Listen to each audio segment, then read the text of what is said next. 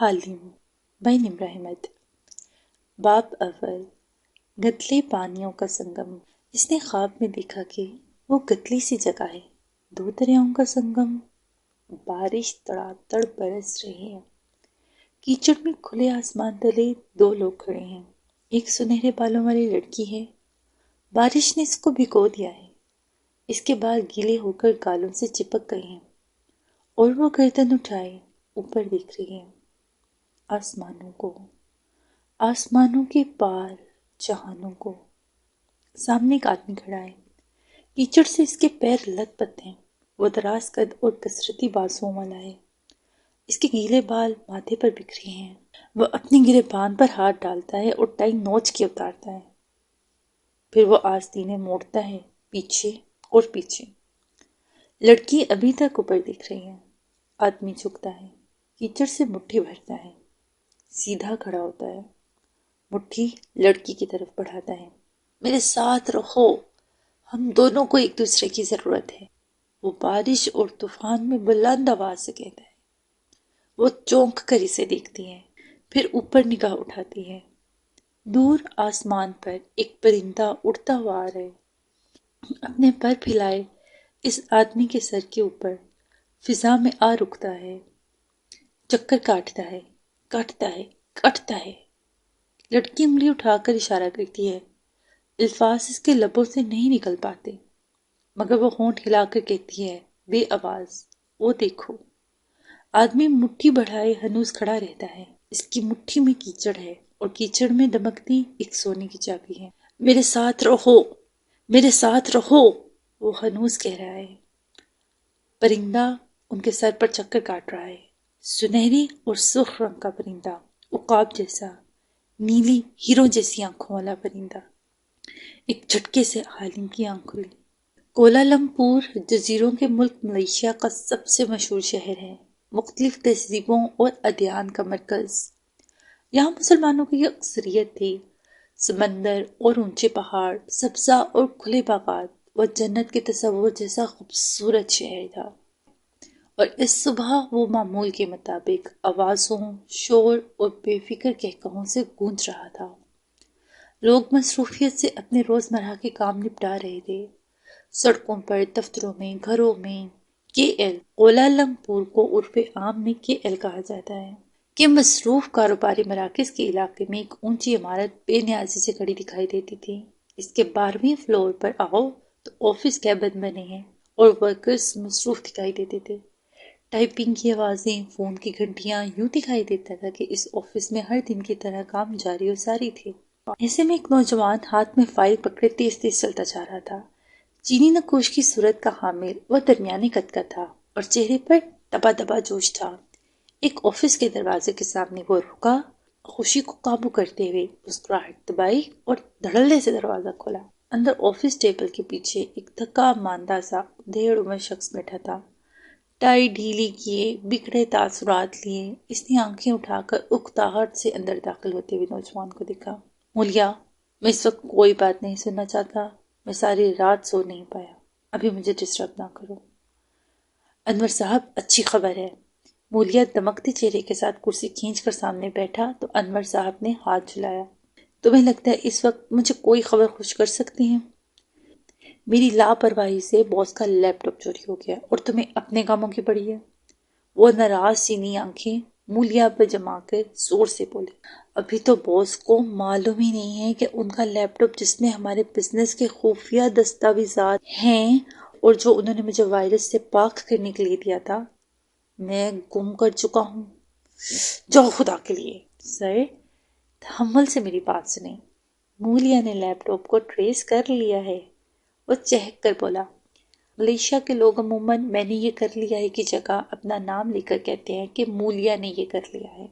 انور صاحب کا جھکا اترا چہرہ تیزی سے سیدھا ہوا، آنکھیں پھیلیں، بہت سے رنگ چند لمحوں میں بدلے۔ کیا مطلب؟ کیسے؟ وہ تیزی سے آگے ہوئے۔ حالم، مولیا نے جوش اور فخر سے وہ فائل سامنے رکھی۔ انور صاحب نے چونک کر سے دیکھا، پھر سیاہ فائل کو۔ تم نے حالم کو ہائر کیا؟ ان کی آواز سرگوشی میں بدل گئی، دلچسپ سرگوشی میں، آنکھوں میں چمک ابھری۔ جی، مولیا نے رات کو ہی اسے کال کر دی تھی اور صبح تک اس نے سارا کورس لگا لیا۔ اتنی جلدی؟ ان کو خوشگوار سی بے چینی ہوئی۔ وہ حالم ہے سر، حالم یعنی خواب دیکھنے والا، مگر خواب وہ ہمارے پورے کرتا ہے۔ ہم جیسے لوگ پولیس کے پاس جا نہیں سکتے کیونکہ پولیس لیپ ٹاپ کو ایویڈنس میں شامل کر کے اسے دیکھے گی ضرور، اور ہمارے کارپوریٹ سیکرٹس کمپرومائز ہو جائیں گے اور باس کو بھی علم ہو جائے گا۔ اس لیے ہمارے پاس حالم جیسے پرائیویٹ اسکیم انویسٹیگیٹر سے اچھا کوئی آپشن نہیں تھا۔ تم نے بہت اچھا کیا۔ حیرت ہے مجھے اس کا خیال کیوں نہیں آیا، حالانکہ کتنے کام کروا چکے ہیں ہم پچھلے چند ماہ میں اس سے۔ وہ تکان سے پہلی دفعہ مسکرائے، پھر خیال آنے پر پوچھا، کیسا ہے وہ اب؟ ایسا ہی نخریلا، مغرور اور موڈی؟ ہاں ہے تو وہ ویسا ہی، کتنی منتیں کرنی پڑتی ہیں اس کی، پھر کام کرنے کی حامی بھرتا ہے وہ، لیکن ایک دفعہ ذمہ داری اٹھا لے تو کام کر کے دم لیتا ہے۔ ایسے ہی تو وہ کے ایل کی بلیک مارکیٹ کا سب سے ذہین اور شاطر انویسٹیگیٹر نہیں ہے نا سر؟ اس کی ذہانت؟ اچھا اچھا، اب کام کی طرف آؤ۔ انہوں نے بیزاری سے اسے ٹوکا تو مولیا کی زبان کو کفل لگا، پھر خجل سا مسکرا کر بولا، اچھا یہ دیکھیں، اس نے لیپ ٹاپ کو ٹریس کر لیا ہے، اس وقت ہمارا لیپ ٹاپ اس ایڈریس پر موجود ہے۔ مولیا نے فائل کھول کر اس پر ایک جگہ دستک دی۔ انور صاحب آگے کو جھکے، اینک ناک پر جمائی اور غور سے پڑھا۔ یہ تو کسی کے گھر کا پتہ لگ رہا ہے، مگر یہ کون؟ ایک منٹ، انہوں نے چونک کر آنکھیں اٹھائی، رنگ فک ہوا تھا۔ یہ تو تنگو کامل محمد کا گھر ہے۔ انہوں نے چونک کر سر اٹھایا تو منہ آدھا کھل چکا تھا اور پیشانی پہ پسینہ پھوٹنے لگا۔ تنگو کامل نے ہمارا لیپ ٹاپ چرایا ہے؟ او خدا، مجھے اٹھا لے، مجھے اٹھا لے۔ صبر کریں سر، صبر، میں باس کو کیا منہ دکھاؤں گا؟ وہ چیخے۔ میری کار سے ان کا لیپ ٹاپ چوری ہوتا ہے اور چوری کرنے والا کون ہے؟ ہمارا سب سے بڑا حریف۔ یا اللہ، وہ اب تک کیا کچھ کر چکا ہوگا ہمارے ڈاکومنٹس کے ساتھ۔ انہوں نے پیشانی پہ ہاتھ رکھا اور آنکھیں بند کر لیں۔ مولیا نے جلدی سے پانی کا گلاس بھر کے ان کے سامنے کیا۔ انور صاحب نے جھٹ سے گلاس اٹھایا اور گٹاگٹ پی گئے، مگر گہری سانس لے کر خود کو نارمل کرنے لگے۔ ابھی تک تو میں نے سر کو یہ کہہ کے رکھا ہے کہ لیپ ٹاپ ٹھیک کروا رہا ہوں، چند گھنٹے سے زیادہ میں ان کو ڈال نہیں سکتا۔ اب بتاؤ۔ وہ خود پہ قابو پاتے ہوئے فکر مندی سے پوچھنے لگے، وہ کتنی جلدی تنگو کامل کے گھر سے لیپ ٹاپ نکال کر لا سکتا ہے؟ کون؟ میرا دادا جو قبر میں بیٹھا تمہیں خط لکھ رہا ہے، یو ایڈیٹ۔ انہوں نے زور سے میز پر ہاتھ مارا، پانی کا گلاس تو کانپا ہی، مولیا خود بھی اچھل ہی پڑا۔ میں وہ حالم کا پوچھ رہے ہیں آپ؟ مگر سر وہ تو انویسٹیگیٹر ہے، اس سے زیادہ وہ کچھ نہیں کر سکے گا۔ اور مگر انور صاحب کے تاثرات اور لال انگارہ آنکھیں دیکھ کر وہ گڑبڑا کے اٹھا۔ میں کچھ کرتا ہوں، اس کی منت کرتا ہوں۔ انور صاحب نے خاموشی سے انگلی سے اسے قریب بلایا۔ وہ ڈرتے ڈرتے ان کی طرف جھکا۔ اگر وہ اتنا زور سے گرجے کہ مولیا بے اختیار پیچھے ہٹا، مجھے آج رات تک لیپ ٹاپ نہ ملا تو تمہاری نوکری گئی۔ جتنا پیسہ خرچ کرنا پڑے کرو، میں ساری رقم ادا کروں گا، لیکن مجھے وہ واپس چاہیے۔ روجر بوس۔ اس نے اس بات میں زور زور سے گردن ہلائی، جلدی جلدی فائل سمیٹی اور باہر کو بھاگا۔ اپنے آفس میں آ کر اس نے دروازہ بند کیا۔ وہ کرسی پر آ کر نڈھال سا گرا، مگر وقت مزید ضائع نہیں کیا جا سکتا تھا۔ ایک نظر اپنی بیوی بچوں کی تصاویر کو دیکھا جو میز پر رکھے فریمز میں لگی تھیں، اور پھر فون پر نمبر ملانے لگا۔ کالنگ حالم۔ جلدی اس نے فون اٹھا لیا۔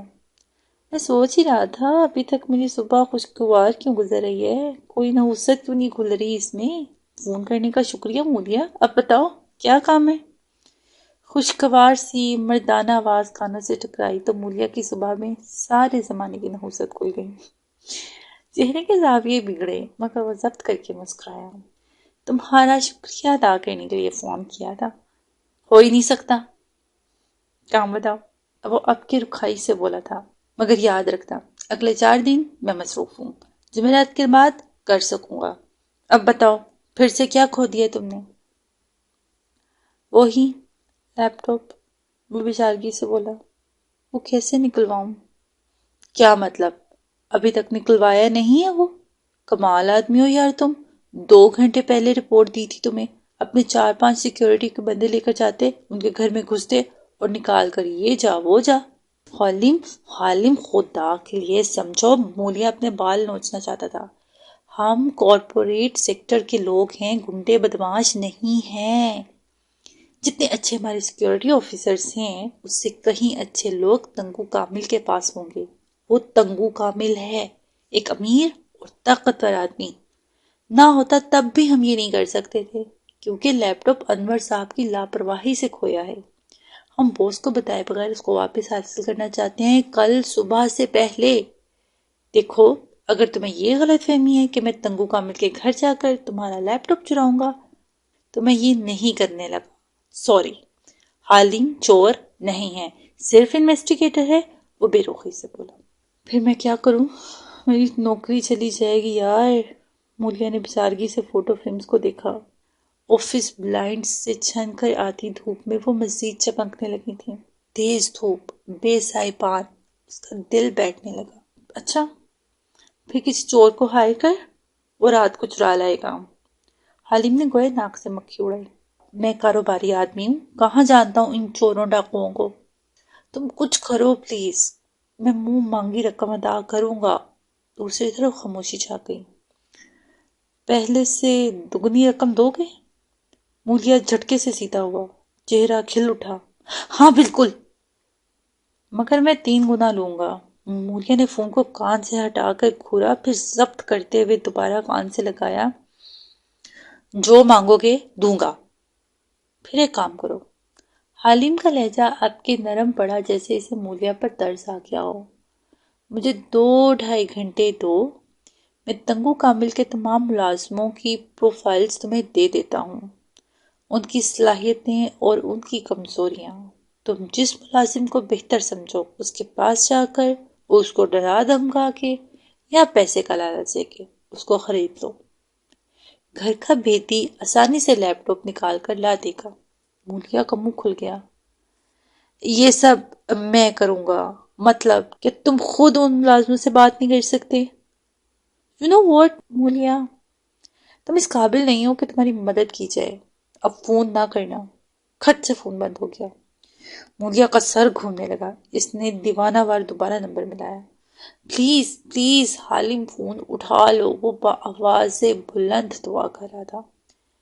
اگر باس کو معلوم ہو گیا گھن کے ساتھ وہ بھی پس جائے گا، بلکہ وہ تو سڑک پہ آ جائے گا اگر حالم فون نہیں اٹھا رہا تھا۔ میز پر رکھے فوٹو فریمز اب دھوپ کی حدت سے چمکنے لگے تھے، جیسے اس کی بیوی بچے سائے سے نکل کر ننگے سر سورج تلے آ کھڑے ہوئے ہوں۔ اس کا گھر بھی تو کمپنی کا دیا ہوا تھا۔ اس نے غصے اور بے بسی سے پیغام ٹائپ کیا۔ حالم فون اٹھاؤ ورنہ میں خودکشی کر لوں گا۔ آفس کے دروازے کا لوگ کھول کر خودکشی کرنا، ورنہ لاش سے بدبو آنے میں چند دن لگ جاتے ہیں۔ میں تمہاری منت کرتا ہوں، میں اس کے ملازموں سے خود بات کر لوں گا، صرف مجھے ان کی پروفائلنگ کر دو۔ اس نے جلدی جلدی پیغام لکھا۔ پہلے مجھ سے معذرت کرو۔ فوراً جواب آیا۔ کیسے؟ ایک کاغذ پہ لکھو۔ حالم کیل کا بہترین اسکیم انویسٹیگیٹر ہے اور میں آئندہ اس سے اختلاف نہیں کروں گا۔ تمہارے یہ لکھنے تک میں پروفائلز تیار کر لوں گا۔ مولیا نے فوراً سے نوٹ پیڈ پر قلم گھسیٹا۔ میں نے یہ لکھ بھی لیا، اس کو 555 دفعہ لکھو، وہ غرا کے بولا اور فون کٹ گیا۔ مولیا نے گہری سانس لی، آستین سے پیشانی پونچھی، جلدی جلدی قلم کاغذ پر گھسیٹنے لگا۔ پتہ نہیں اس شخص کی کون سی ناک کو تسکین ملتی ہے ایسے کاموں سے۔ وہ غصے سے بڑبڑا بھی رہا تھا۔ کمرے میں دھوپ پھیلتی جا رہی تھی، مگر اس نے اسی کو تیز نہیں کیا۔ اسے خیال ہی نہیں آیا، بس سر جھکائے لکھتا گیا لکھتا گیا۔ جانے کتنی دفعہ لکھا گیا تھا۔ اس نے سر میز پہ رکھ دیا اور خالی نظروں سے قلم اور پینسل سے بھرے مگ کو دیکھنے لگا۔ اس کا سر درد کر رہا تھا، جیسے دماغ پھٹنے کو ہو۔ انور صاحب کے ساتھ اس کی نوکری اور گھر دونوں جائیں گے۔ فون کی گھنٹی چنگھاڑی تو مولیا اچھل پڑا، تیزی سے فون اٹھایا۔ حالم کی ای میل آئی تھی۔ اس کے جسم کا ہر عضو آنکھ بن گیا تھا۔ کچھ دیر بعد وہ چند پرنٹڈ کاغذ اپنے سامنے پھیلائے بیٹھا تھا۔ کھلا لیپ ٹاپ ترچھا کر کے یوں رکھا ہوا تھا کہ سورج کی کرنوں کا راستہ رک گیا تھا اور فوٹو فریمز چھایا تلے تھیں۔ ان کو جیسے سائبان مل گیا تھا۔ تنگو کامل کا ڈرائیور۔ اس نے ایک کاغذ اٹھا کر چہرے کے سامنے کیا اور آنکھیں چھوٹی کر کے تفصیل پڑھی۔ اوہوں، جو اتنے سال سے تنگو کامل کی ملازمت کر رہا ہو، بھلا وہ جوئے کا عادی بھی ہو، وہ نہیں بک سکتا۔ اس نے کاغذ واپس ڈالا اور دوسرا پرنٹ آؤٹ اٹھایا۔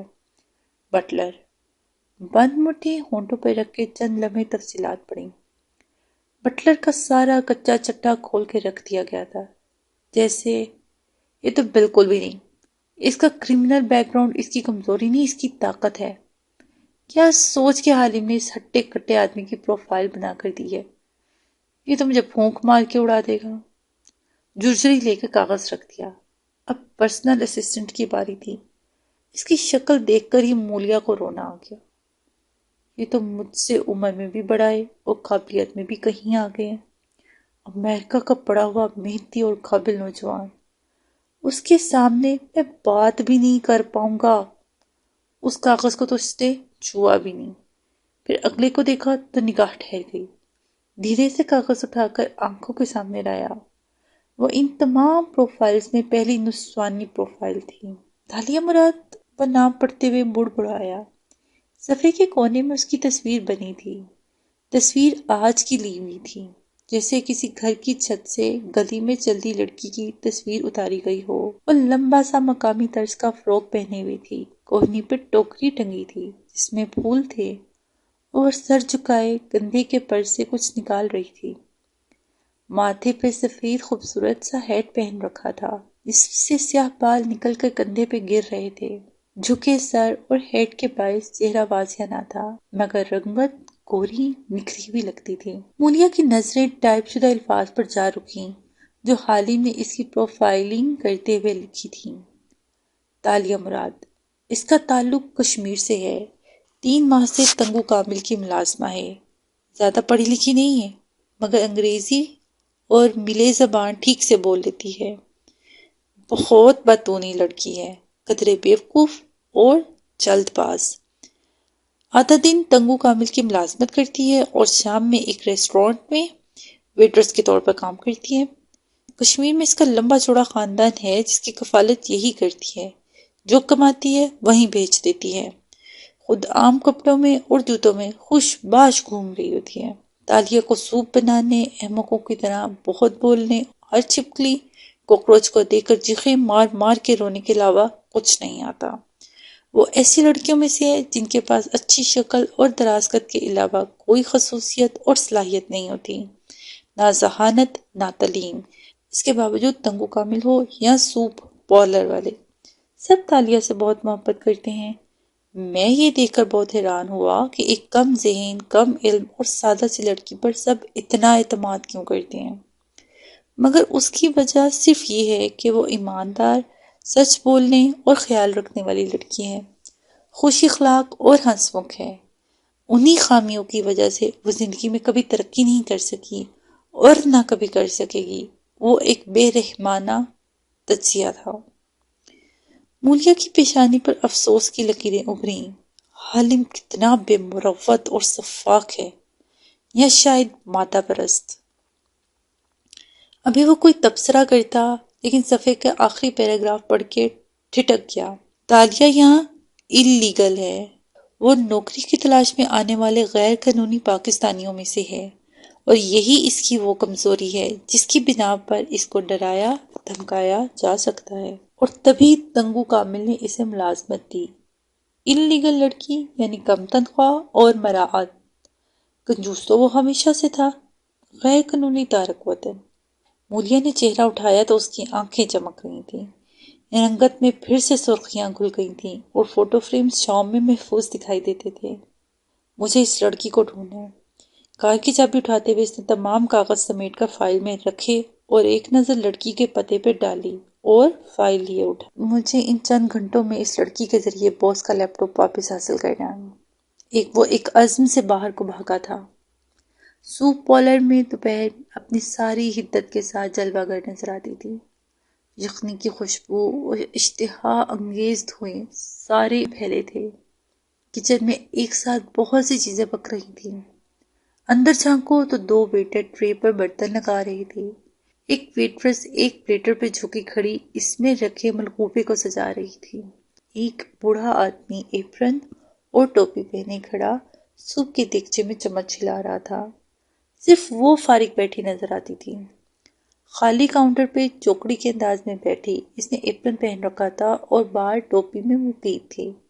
یہ واضح نہ تھا کہ وہ کتنے لمبے ہیں، مگر چہرہ بیضوی اور سرخ سفید سا تھا، سیبوں جیسے گال جن پر مسکرانے سے ڈمپل پڑتا تھا، اور بڑی بڑی سبز آنکھیں۔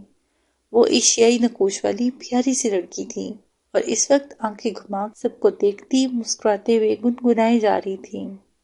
دفعتاً دوسری ویٹرس نے سر اٹھا کر اکتاہٹ سے دیکھا۔ کتنا کام پڑا ہے، اگر تم تھوڑا سا کر لوگی تو وزن ہی کم ہو جائے گا تمہارا۔ تالیہ گانا روک کے ہلکا سا ہنسی، پھر آنکھیں سیدھی ویٹرس پہ جمائے بولی، میرے گانے سے سوپ میں ذائقہ آتا ہے۔ آپ لوگوں نے وہ مووی دیکھی ہے کنگ فو پانڈا؟ نہیں دیکھی نا؟ میں نے بھی نہیں دیکھی، لیکن سنا ہے اس میں ایک موٹا سا پانڈا ہے جو… تم نے اپنی تنخواہ کا کیا کیا تالیہ؟ بوڑھے شیف نے ایک دم سے اس کی طرف گھوم کر سختی سے سوال کیا تو تالیہ کی زبان رکی، لیکن مسکراہٹ برقرار رہی۔ جب معلوم ہے کہ تنخواہ پاکستان بھیجتی ہوں تو پوچھتے کیوں ہو پیارے اور موٹے سے بوڑھے؟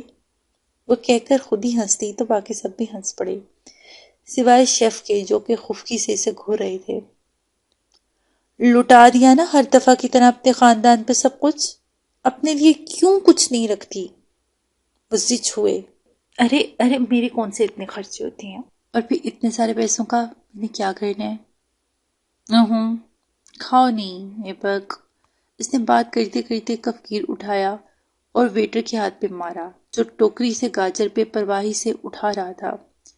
ہاتھ پہ لگی تو اس نے بدمزگی سے تالیہ کو دیکھا جس نے نفی میں دائیں بائیں گردن ہلائی۔ یہ مالک کی امانت ہے، ہم اسے نہیں کھا سکتے۔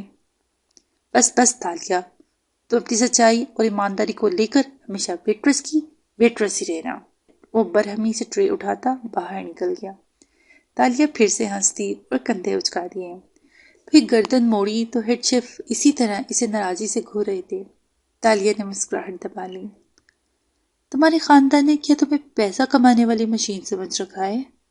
تمہارا باپ اور بھائی خود کیوں کام نہیں کرتے؟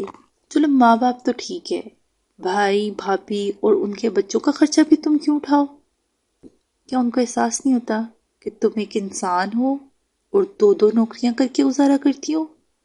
غصے اور بے بسی کی حدت سے ان کی آنکھوں میں پانی آ گیا تھا۔ ایسی بات نہیں ہے۔ تالیہ اداس ہوئی۔ ابو بیمار رہتے ہیں، بھائی کی نوکری سے گزارا نہیں ہوتا، بھابھی کے بچے ہیں وہ کام نہیں کر سکتی، اور وہ سب کوشش تو کرتے ہیں نا، پر ان کا کیا قصور؟ اگر میں ذرا پڑھ لکھ جاتی تو کوئی نوکری کر لیتی اچھی سی، لیکن خیر۔ وہ کھلے دل سے مسکرائی۔ میرے کون سے خرچے ہیں یہاں؟ نہ پڑھائی وغیرہ کرنی ہوتی ہے، نہ بیمار پڑتی ہوں، اوپر سے ہوں بھی الیگل۔ کھٹاخ سے ڈوئی بوڑھے شیف نے اس کے کندھے پر دے ماری۔ وہ بلبلا اٹھی۔ کیا ہے؟ نروٹھے پن سے چیخی بھی۔ 1000 دفعہ کہا ہے اس بات کا اعلان نہ کیا کرو، پولیس نے پکڑ لیا نا تو بری پھنسو گی۔ ہاں تو آپ کے سامنے ہی کہہ رہی ہوں، کون سا کسی اور کو بتا رہی ہوں؟ وہ کندھا سے لاتی ہوئی خوفکی سے ان کو دیکھ رہی تھی۔ اب الیگل ہوں تو اس میں میرا کیا قصور؟ ٹریول ایجنسی نے دھوکہ دیا تھا، مجھے تو یہاں آ کر علم ہوا، میرے تو پیپرز بھی انہوں نے رکھ لیے۔ خیر وہ تو انہوں نے دوسرے نام سے بنوائے تھے، غلطی میری اتنی ہے کہ میں نے اس وقت عقل سے کیوں نہیں کام لیا؟ مگر مجھے نوکری چاہیے تھی نا۔ کندھا سے لاتا اس کا ہاتھ ڈھیلا پڑ گیا، اداسی سے پلکیں جھک گئیں۔ اب اگر تنخواہ بھیج دیتی ہوں پاکستان تو کیا برا کرتی ہوں؟ ایک بھائی تو ہے کمانے والا، اب فوج کی نوکری میں کہاں گزارا ہوتا ہے 5 لوگوں کا؟ اس نے سر چٹک کر پانی کی بوتل نکالی اور بیٹھے بیٹھے منہ سے لگا لی۔ معمر شیف نے پلٹ کر اسے دیکھا۔ نرسنگ چھوڑ دی اس نے؟ تالیہ نے پانی کا گھونٹ اوپر لے جا کر بھرا، پھر بوتل لبوں سے ہٹائی اور ڈھکن بند کرتے ہوئے ان کو دیکھ کر بولی، کہاں؟ فوج میں میل نرس ہے نا وہ۔ آپ کو تو میرے گھر والے اتنے برے لگتے ہیں کہ ان کی اچھی باتیں بھی بھلا دیتے ہیں آپ۔ آخر میں نروٹھے پن سے بولی۔ شیف چند لمحے تعصب سے اسے دیکھتے رہے۔ تمہارے کوئی خواب نہیں ہے تالیہ؟ اس سوال پر تالیہ، جو گوتم بدھ کے انداز میں چوکڑی مارے کاؤنٹر پہ بیٹھی تھی، تھوڑی تلے انگلی رکھے اوپر دیکھتے ہوئے سوچنے لگی۔ میرے خواب؟ ہاں تالیہ، تمہارا سب سے بڑا خواب کیا ہے؟ ایبک ویٹر واپس آ گیا تھا اور گفتگو میں پرجوش سا داخل ہوا تھا۔ ویٹرز، شیف سب رک کر اسے دیکھنے لگے، جو انگلی سے گال پر دستک دیتی اوپر دیکھتی سوچ رہی تھی۔ پھر اس کی آنکھیں چمکی، اس نے ان سب کو دیکھا اور چٹکی بجائی، ہے نا؟ کیا؟ سب کام روکے اسے ہی دیکھ رہے تھے۔ تالیہ نے دانت سے نچلا لب دبائے بڑی بڑی سبز آنکھیں مسکرا کر جھپکی۔ میرا سب سے بڑا خواب یہ ہے کہ میں ایک سوپ کارٹ دھکیلتے ہوئے شہر کی مصروف ترین سڑک پر سب بیچ سکوں۔ میرا اپنا ذاتی سوپ کارٹ ہو اور لوگ میری بہترین ریسیپی والے سوپ کے دیوانے ہوں۔ کچن میں لمحے بھر کو سناٹا چھا گیا۔ شیف کا چہرہ سب سے زیادہ اترا تھا۔ ویٹرس تو جل بھن گئی۔ ایک سوپ کی ریڑھی؟ بس تالیہ بس۔ ایبک نے پیر پٹکا۔ تالیہ ڈر کے ذرا خفیف ہوئی۔ کچھ غلط کہا میں نے؟ لڑکی، تم نوجوان ہو، شکل کی بھی اچھی ہو، خود مختار ہو اور تمہارے خواب اتنے محدود ہیں۔ سوپ کی ریڑھی؟ اوف تالیہ اوف۔ ویٹرس نے ٹرے اٹھائی اور پیر پٹکتی باہر نکل گئی۔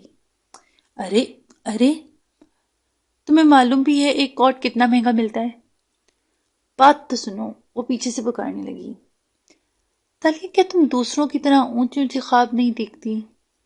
شیف نے دیگچا ڈھکا اور اس کے سامنے آ کر حوصلہ افزا انداز میں پوچھنے لگا، کیا تمہارا دل نہیں چاہتا تمہارا اونچا سا محل ہو جس میں تم ملکہ کی طرح رہو اور تمہارے پاس دولت کا ڈھیر ہو، شہزادوں سا شوہر ہو، تمہیں کوئی کام نہ کرنا پڑے، نوکر چاکر ہو، تم جس شے کو ہاتھ لگاؤ وہ سونا بن جائے؟ تالیہ مراد، کیا تم ایسے خواب نہیں دیکھتی؟ تالیہ نے ان کی آنکھوں میں دیکھتے ہوئے دائیں بائیں نفی میں گردن ہلائی۔ نہیں تو؟ بوڑھے شیف کی ساری خوش اخلاقی ہوا ہو گئی۔ ماتھے کو چھوا، اسے غصے سے کوسا اور کام کی طرف پلٹ گئی۔ تالیہ کندھے اچکا کر پھر سے ہنس دی۔ میں تو ایک کام سی لڑکی ہوں، نہ میری تعلیم ہے نہ کوئی اعلیٰ خاندان، مجھے خوابوں میں دلچسپی ہے نہ مردوں میں، بس تنگو کامل کے گھر سے ریسٹورانٹ اور ریسٹورانٹ سے ان کا گھر۔ میری زندگی جب انہی دونوں چکروں میں کٹ جانی ہے تو کیا کرنا ہے؟ میں نے لمبے لمبے خواب دیکھ کر اپنے لیے کماتی ہوں، کھاتی ہوں اور گھر والوں کو کھلاتی ہوں، بہت خوش ہوں ایسے، میری زندگی میں کوئی مسئلہ کوئی پریشانی نہیں ہے۔ وہ بے فکری سے ہنس مکھ سے انداز میں کہہ رہی تھی۔ شیف مزید اسے کچھ سناتے کہ ایبک ویٹر تیزی سے داخل ہوا۔ تالیہ، تم سے کوئی ملنے آیا ہے؟ مجھ سے؟ تالیہ نے انگلی سینے پہ رکھ کر آنکھیں حیرت سے پھیلائیں۔ ہاں، سوٹ وغیرہ پہن رکھا ہے، پوچھ رہا تھا تم تنگو کامل کی ملازمہ ہونا۔ اوہ، تالیہ کی سبز آنکھیں چمکی، میں سمجھ گئی۔ وہ جلدی سے نیچے اتری، جوتے پیروں میں گھسیڑے۔ ویٹرس نے ناک سکوڑ کے اس کی اس حرکت اور خالص لیب کو دیکھا۔ صفائی، تمیز، آداب سب خاک میں مل جاتے ہیں اس کی وجہ سے۔ اور باہر کو لپکی، کیپ سر سے اتار دی تھی، سیاہ بال جو کندھوں تک آتے تھے اس وقت پونی میں بند تھے۔ وہ ہاتھوں سے سامنے کے بال درست کرتی آگے چلی آئی، لبوں پہ مسکراہٹ تھی۔ کونے کی میز پر مولیا بے چین سا بیٹھا تھا، چینی نکوش کا حامل وہ درمیانے قد کا نوجوان تھا اور بار بار گھڑی دیکھ رہا تھا، پریشان لگتا تھا۔ دفعتاً نظر اٹھی تو دیکھا سامنے سے ایک ویٹرس چلی آ رہی ہے۔ حالم کی دی گئی تصویر میں اس کی شکل واضح نہ تھی مگر وہ پہچان گیا، البتہ اپنی جگہ سے نہیں اٹھا، چہرے کو بھی سنجیدہ بنا لیا۔ وہ سامنے آئی تو اس نے کرختگی سے کرسی کی طرف اشارہ کیا۔ بیٹھو، مجھے تم سے بات کرنی ہے۔ وہ اس کے سامنے بیٹھی، کوہنیاں میز پر رکھیں، ہتھیلیوں پہ چہرہ گرایا اور دلچسپی سے اس کو دیکھا۔ بولیے؟ مولیا قدرے روب سے کھنکارا، پھر اس کی آنکھوں میں دیکھتے ہوئے سنجیدگی سے گویا ہوا۔ تم دنگو کامل کی ملازمہ ہونا؟